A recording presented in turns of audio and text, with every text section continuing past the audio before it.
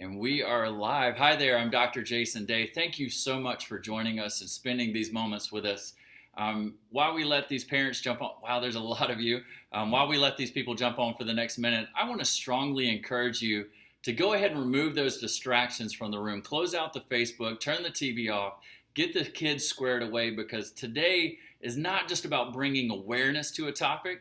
It's about giving you the action steps that can radically change your child's life. As I mentioned, I'm Dr. Jason Day. Thank you again for joining us. I've been blessed to share this message of hope and healing and of science on countless stages all across the country, but I am so thankful that technology is finally catching up with our mission to get this message out to as many parents and providers as possible. And you know what? Whether I'm talking to a professional, to a therapist, or to a parent, the message is still the same. You know, I've said over the years that if parents could receive credit hours for the amount of time they spent researching these topics, they would have a double PhD by now. So the message tonight is in no way, shape, or form going to be diluted. We're going to be diving deep into the science. But what I love about this topic is that I don't have to give you opinions, and we'll talk about that in a minute.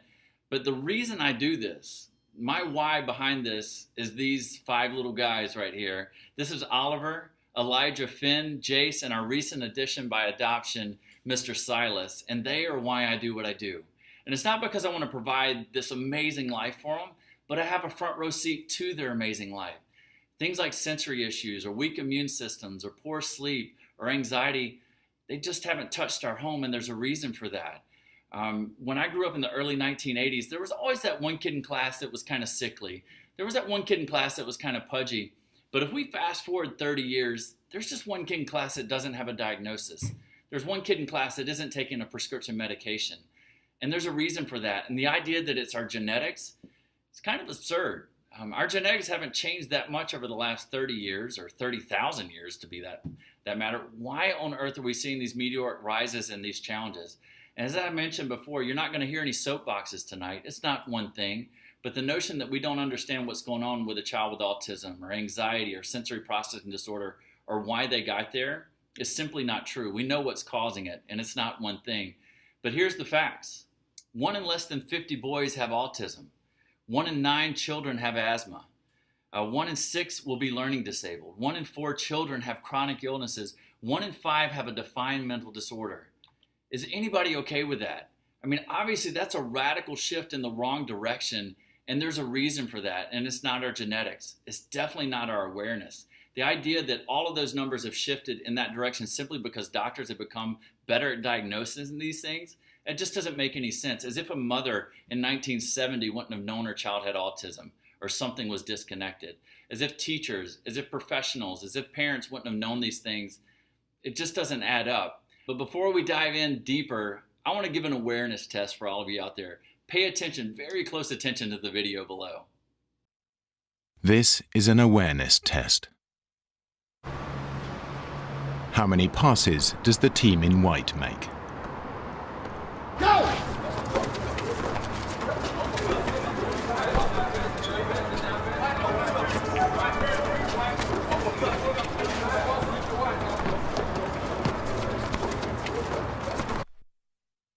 The answer is 13. But did you see the moonwalking bear?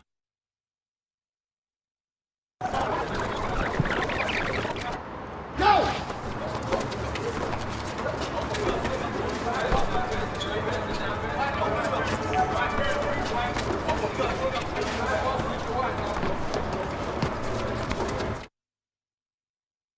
So anybody out there in the computer world, did you guys see the moonwalking bear? Because that's exactly what we're going to be talking about today.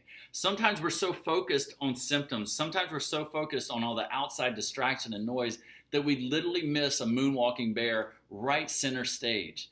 And that's what we're going to be talking about today. There's nothing new. There's nothing soapbox or controversial in this discussion. We're going to be talking about the facts that have literally been dancing right in front of you the entire time. In so many situations, especially dealing with sensory disorders, there's so many pieces to this puzzle. But the puzzle sits on top of a foundation, and we're going to be talking about that foundation today that has ultimately led to what we call the perfect storm. What is the perfect storm?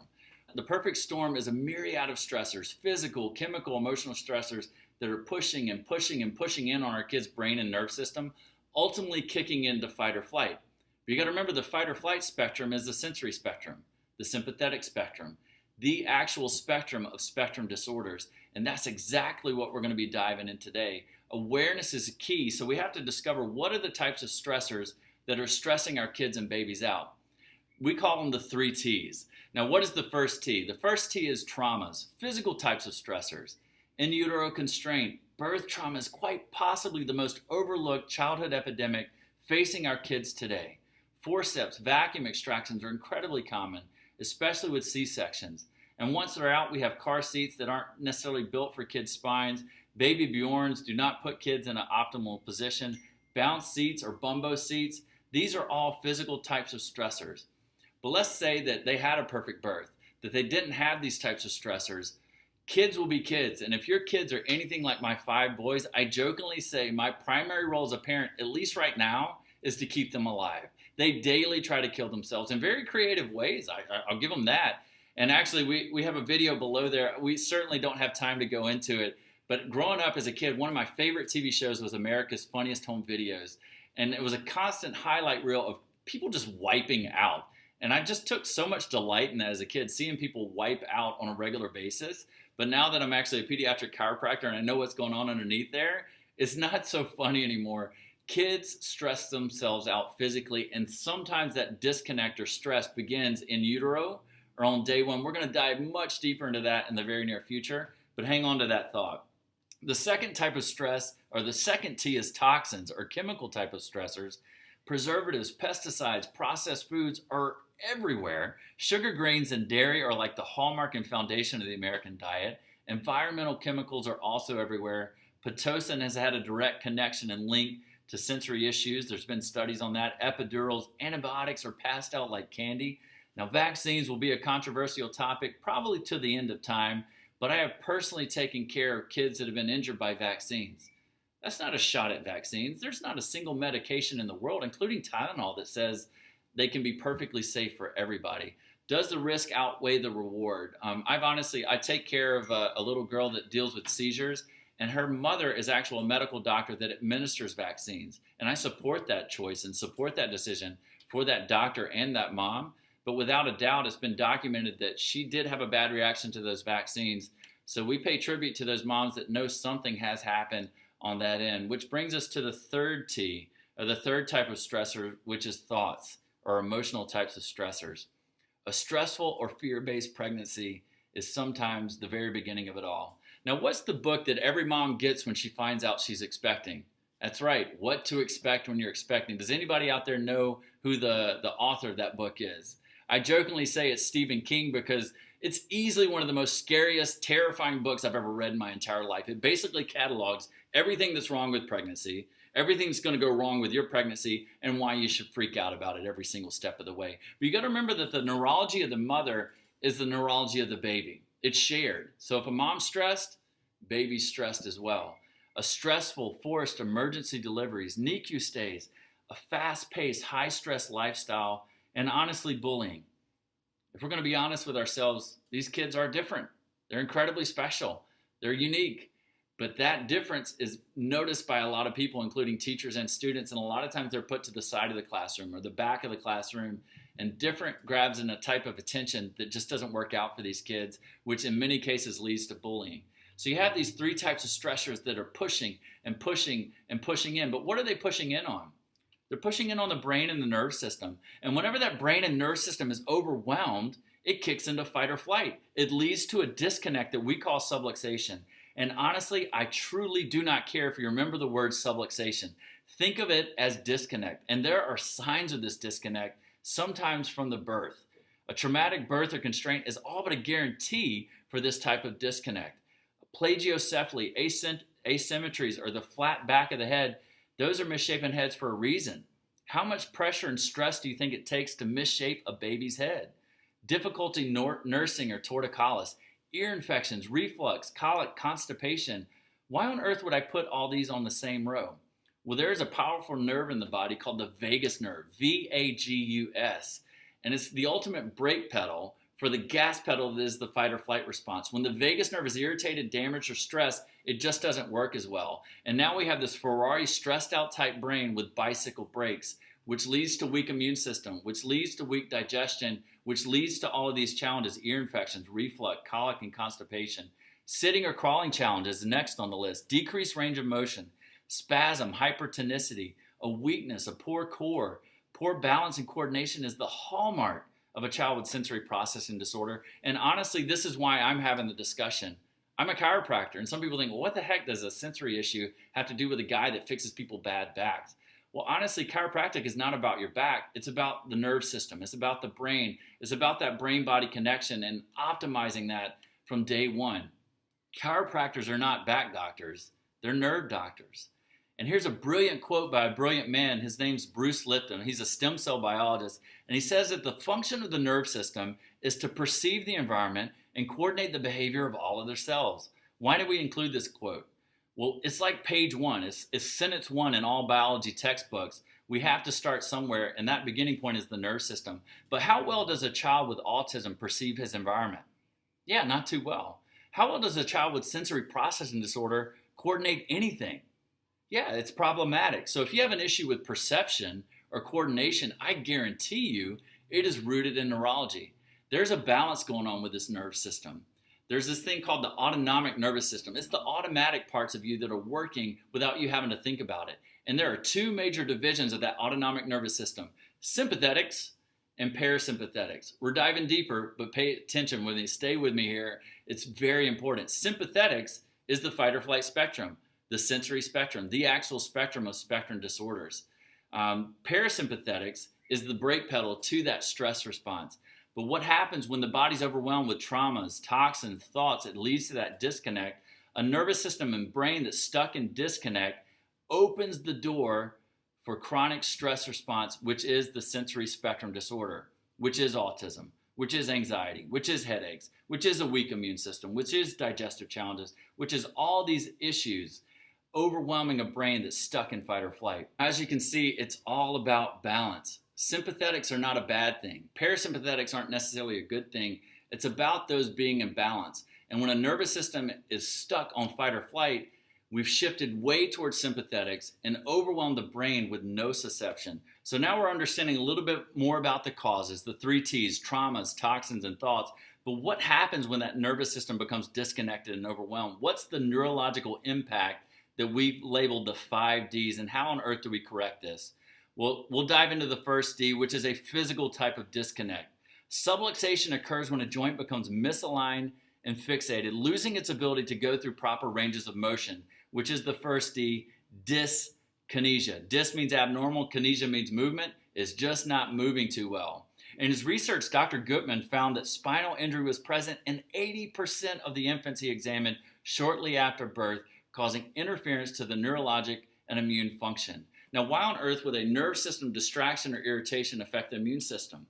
Well, let's think of why fight or flight might be a good thing. Think of a caveman a long, long time ago. If he's by the watering hole and a giant tiger jumps out to eat him, how on earth would it be important to fight a cold if you're about to fight a tiger?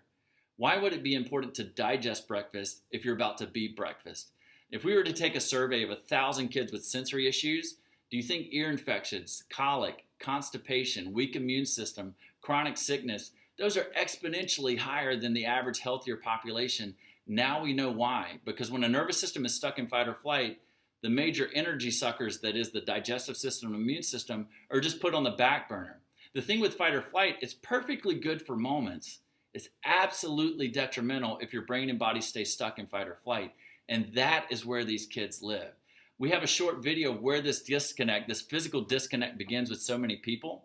A lot of cases, it begins on the first day. Subluxation in the infant has been associated with the stress experienced at birth, particularly as a result of interventions like C-sections, forceps, vacuum extractions. These are not rare things. I hopped on YouTube to look at a typical, what I call a whistle while you work C-section. I say that because the doctor's literally whistling while he's working. But I want you to notice in this video what this child's first moments of life were like. You'll see him pumping. What he's pumping is actual vacuum that's stuck on a very delicate, still forming head. and then they start to pull this baby out, and you hear him go, all right. He's actually putting some force on that. The medical literature tells us that the average C-section puts upwards of 60 to 80 pounds of pulling on a baby's neck and head. Is anybody okay with that? Because that's not just about a joint. It's not just about a muscle. What about the brainstem? What about that powerful vagus nerve? What about the brain? What about the stress response? And as if that was not enough, I want you to see that the other doctor in record time swoops in and clamps that cord. Now the cord, the umbilical cord, continues to pump for about 15 or 20 minutes after the birth process. Do you know why? What is it pumping? Everything in the body happens for an intelligent reason. A lot of times we go against that intelligence, but what is it pumping? It's actually pumping blood. It's actually pumping tons of nutrients, food to that baby to start his life off. Now, does a mother's milk come in immediately? Of course not. Sometimes it's a few days later, but who cares? We've got this amazing last meal pumping in, but with this baby, you'll see that his head is twisted and torqued, and he's literally lifted out by the weight of his head alone, no support underneath that. That's a physical assault on the nervous system, and the last meal's cut off. It's not a radical thought that this baby's first few moments are definitely spent in that sympathetic fight or flight. Watch this video below. Getting irritated. Oh, there you go, little fella. Come on, buddy. All right. Ears of a girl. Ears of a girl. Make you cute for the camera. Oh, he's mad. Keep coming back. He did. There you go. All right. Look at those big old testicles, though. Bottom of a boy. Bottom of a boy. Yeah. Well, he sure had a big head here. Yeah, that was the problem. The head. Again, I want to say, is anybody okay with that? And again, obviously that video is pretty graphic, but that's not rare. That's how these babies are born in so many cases. But what are they pulling on? Like I said, it's not just the joint. It's not the muscles. It's the brainstem. It's not a stretch to think that this baby's first few moments are stuck in fight or flight, but is this baby able to bounce back? That's where it starts with so many of these kids. Which brings us to the next D. Obviously, this baby's body's going to be stressed out, and that body has to communicate to the brain. Any conversation between body and brain is called affrontation. But when we have overwhelming stressful messages bombarding the brain, that's a disaffrontation. Now that proprioception is way on the back burner. No positive healing developmental messages. It's replaced with nociception. Movement stimulation, especially from the spine, literally charges your brain's batteries. Think about it. Even as an adult, one of the most immediate ways we can charge our brain is to get up and move. We've all been in those moments in our life where we're stuck in a car or stuck in an office or stuck in a meeting for hours on end, and at some point that brain fog starts to set in. That's a lack of proprioception. That's a lack of movement. One of the best ways we can actually recharge the brain is just get up and shake it out. Naturally, that's going to charge the body's brain, but how well do you think that child's brainstem and spine is moving? It's incredibly important that that's able to move because the spine is responsible for 60% of all those positive healing developmental messages input into the brain. The upper cervical spine contains over a third of those messages, that tiny little area that was torqued and twisted. And if you need another visual, this again is the start for so many of these kids. That's a stressor. That's a big deal. Which leads us to the third D, dysautonomia. The brain has to do something with those messages. Garbage into the brain leads to garbage out. Now, dysautonomia is defined as a state of imbalance or dysfunction of the autonomic nerve system, which controls the organs, it controls the glands, it controls the blood vessels. But when that brain is overwhelmed with stress, all that garbage, stressful messages lands back in the body. Dysautonomia is the world of autism. It's the world of sensory processing disorder. That brain-body connection is simply not working as well. That gas pedal is being revved and revved and revved, and the brakes have been cut. Here's another brilliant quote by that brilliant stem cell biologist, Bruce Lipton. He says, you cannot be in a growth or developmental mode and protective mode at the same time. The fight or flight spectrum, the sensory spectrum, is a protective mode. The reason that these kids miss so many of these milestones is because their brain is literally spinning in that sympathetic overdrive.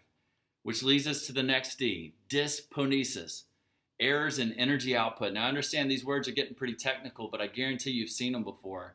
I want to give you the medical definition of what dysponesis is, but I want to make it very real for all the parents out there because this describes the day in and day out experience with these kids so many times. Dyskinesis is defined as a reversible physiological state consisting of unnoticed, misdirected neurophysical reactions to various agents and the repercussions of these reactions throughout the entire organism. Wow, that's a pretty hefty definition, but let's make it real for you again. It's defined as a reversible, thank God we can reverse these things, state consisting of unnoticed, misdirected neurophysical reactions, meaning overwhelming reactions, stress, anxiety, meltdowns due to environmental events, bodily sensations, emotions, and thoughts, meaning I don't like the way this shirt feels. I'm going to have a meltdown. I don't like the lights in this room. It's too noisy in here. I don't like the way this food feels in my mouth, so I'm going to throw up. These are repercussions throughout what they call the entire organism. The organism is your kid. It's an overwhelmed nervous system that just lands throughout the entire body, leading to that stressed out response. It's a complete disorganized energy. It's a complete loss of symmetry and connection between that brain and body, which leads us to the final D. And honestly, it might be the most important D, but I don't want to spend a lot of time on it. It's disconnected kids. The only common denominator with every school shooting from Columbine to today is these medications. Now, there will be endless debates, and there should be, on gun control, on security, on what teachers can do, on what parents can do. But the common denominator with every one of these school shootings are these powerful medications. And this is straight out of the Bible from the medical world, the physician's desk reference, that antidepressants increase the risk of suicidal thinking and behavior, known as suicidality, in children, adolescents, and young adults in short-term studies of major depressive disorders and other psychiatric disorders. You got to remember that in many cases, sensory issues, ADHD, are defined as psychiatric disorders. Anyone considering the use of antidepressants in a child, adolescents, or young adult must balance this risk of suicidality with clinical need. Here's an article from the New York Times not too long ago. 1 in 5 high school age boys have been diagnosed with ADHD, and over 2/3 of them are on these powerful medications. Sales of Adderall have more than doubled over a 5-year period to over $9 billion. A recent government survey found that up to 30% of these drugs are being shared with their friends. Did you know that Adderall is one of the most abused drugs on college campuses today? You simply cannot abuse something that's good for you. We have to take the long, hard look of what's the cost of taking these medications over a long period of time, because honestly, the FDA hasn't taken that look. The safety and efficacy of these drugs have never been tested longer than a 6-month period. But I've known a lot of kids that have not just taken these for 6 months, but for 6 years, for 10 years, for decades. We have to look at what's going on with these kids. I certainly don't have time to dive into the depth of this article, but it was a brilliant quote coming from an article, a scientific journalist named Donna Jackson Nakazawa, and she suffered debilitating issues with an autoimmune disorder. But listen to her quote, and she wasn't talking about autism. She wasn't talking about ADHD or sensory issues, but she was. But here's her quote. My physician explained that ongoing adversity in childhood leads to a chronic state of fight or flight or freeze. Researchers at Yale had recently shown that when inflammatory stress hormones flood the child's body and brain, they literally alter the genes that oversee our stress reactivity, resetting the stress response to high for life. This increases the risk of inflammation, which manifests later in cancer, heart disease, and autoimmune diseases like mine. She's talking about what happens when we get stuck here way out in the future. But what about right now? What's going on with our kids right now? A nervous system that's stuck in the fight or flight response, the sympathetic response, the sensory response is a child with sensory issues. It is a child with autism. It is a child with sensory processing disorder. It is a child with anxiety. It's a spectrum. It can manifest in so many different ways, but every single one of these issues is rooted in a neurology and a brain that's stuck in fight or flight. So what do we do about it? What can we do? So now you're starting to see this thing that is the perfect storm. And the forecast is autism, ADHD, anxiety, sensory processing disorder, allergies, asthma, chronic illness. But how do we get here? In so many cases, it began with that fear and intervention-based pregnancy, which led to that intervention birth injury or subluxation. How well do you think that baby's going to be sleeping? How well do you think his digestive system's going to be working? That's called colic. If that neck is jacked and twisted and torqued and irritated, he's going to have neck issues, difficulty nursing, which typically leads to formula fed. Thank God for formula when we need it. But in no way, shape, or form will it ever be breast milk, will it ever be specifically designed for that child. 60 plus vaccinations. Many people can argue maybe too much too soon. I had, I think, 5 or 6 vaccines as a child. But how well does that immune system work? And now we're leading to chronic ear infections because the immune system's tanked, the plumbing is jacked. Chronic ear infections leads to one thing, antibiotics. Even though in early 1980, the Pediatric Society overwhelmingly agreed that not only do antibiotics not help with ear infections, they actually set the child up for immune system failure. Your gut thrives off a healthy balance of flora. Flora is another word for bacteria. What do you think antibiotics do to bad bacteria or good bacteria? Doesn't care, wipes them all out, and that's why your child has diarrhea. What are we doing to that immune system every time we take antibiotics? Which leads to childhood, toxic food and environment. If I was to give you a list of the top 10 foods kids love, it's probably 10 things you should never eat. There are so many things that can stress a child's nervous system and brain out, and it could be any one of those. And in so many cases, it's like all of the above for these kids. But I didn't want to just leave you with information and awareness. I want to leave you with some hope. There is hope, and his name's Evan. Now, Evan's mother had a perfectly healthy pregnancy, but on his birthday, it was noted that he was lodged, which led to a rushed emergency C-section. And immediately after that, Evan had twitching. And what is that twitching possibly? Well, maybe it's a seizure, something neurological. So, of course, they did a battery of tests, and he had a regular vaccination schedule up to 1 year. But mom noticed in those first 3 years that something's not right. Something's disconnected. And she honestly used a word to describe her child that haunts me to this day. She described her child as vacant. When she looked in his eyes, she saw vacancy.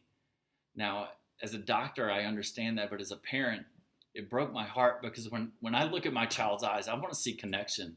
I want to see a spirit. I want to see a future. I want to see happiness. I want to see love. I want to see that connection that every parent strives for and desires. But what she saw was vacant. And I understand why. And if a picture's worth 1,000 words, we'll show you a few of those. These were the first few moments of Evan's life. And I'd love to say that those wires were gently placed on his head, but they had to get to the root of this. Why is Evan twitching? You can see that his first few moments, and honestly, the first week of his life was one of disconnect. Instead of being at his mother's chest and nursing and connecting, he was on a slab. He was being tested, and they're trying to figure out why Evan had twitching. And after about a week, no more twitching, Evan's fine. But Evan was not fine.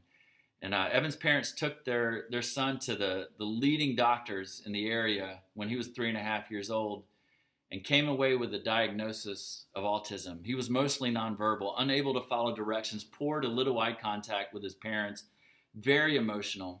And the doctors told the mothers this: you need to get okay with the idea that this kid's going to need to be institutionalized around age 16 or 17 for his safety and for yours. That is never a message a parent wants to receive. That's obviously a message of disconnect. And I said a picture's worth 1,000 words, but watch this video of a day in the life of Evan at age 3.5, diagnosed with autism. Bye, Aunt Kristen. See you later. No. No?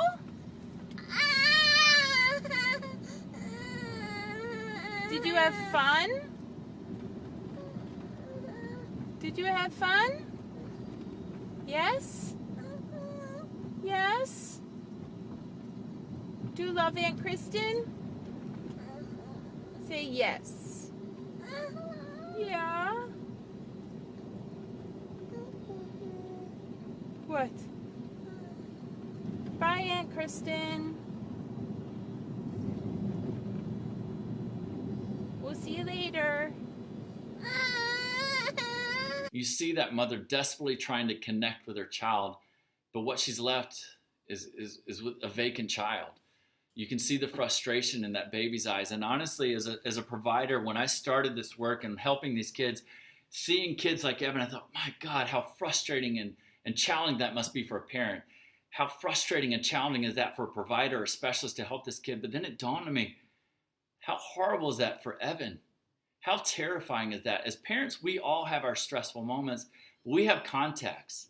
We have resources. We have adaptation skills to get around these bad moments. But every single moment of Evan's life was one of disconnect, of overwhelm, of stress. How challenging is that for these kids? I get it now. But these types of challenges, these types of irritations are not something that we would ever guess at. We utilize a state-of-the-art technology that objectively measures that brain-body connection. And here's one of those scans for Evan. This is a scan that uses thermography. There's no radiation. There's nothing invasive. These scans are perfectly safe. But what it's measuring is inflammation along that spinal cord. Now with this scan, white's a good thing. Green's a mild irritation. Blue is a problem. Red is severe. Now you do not have to be a doctor or a specialist to look at the scan and say, that is messed up. That is disconnected. You can see that gigantic red bar by the brainstem. That is a nervous system that's stuck in fight or flight. Look at the even bigger one down in his gut area. His gut is completely inflamed and overwhelmed. And we began the hard, tedious, specific work of unwinding this nervous system. Now, an adjustment for a child is a gentle, super specific proprioceptive input into that brainstem, into that spinal cord, relieving and removing that type of stress so that the body can go into healing mode, so that it can go into parasympathetic, so that it can go into connected adaptation mode. And after 2 weeks, we began to see some major changes in this child. After 2 weeks, he fell asleep in the parking lot for about 15 hours. Now, bear in mind, he probably hasn't slept that well because he's been stuck in fight or flight for 3.5 years. 15 hours is a nap after all of that. He began talking more within days, imitating speech for the first time, playing with his brother and sister, imitating their play, doing funny things to purposely engage with his family. Now, the last two always get a raised eyebrow, but when you understand neurology and how the body and brain works, this is a really good thing. He started pooping a ton and developed a fever. Why on earth would that be a good thing?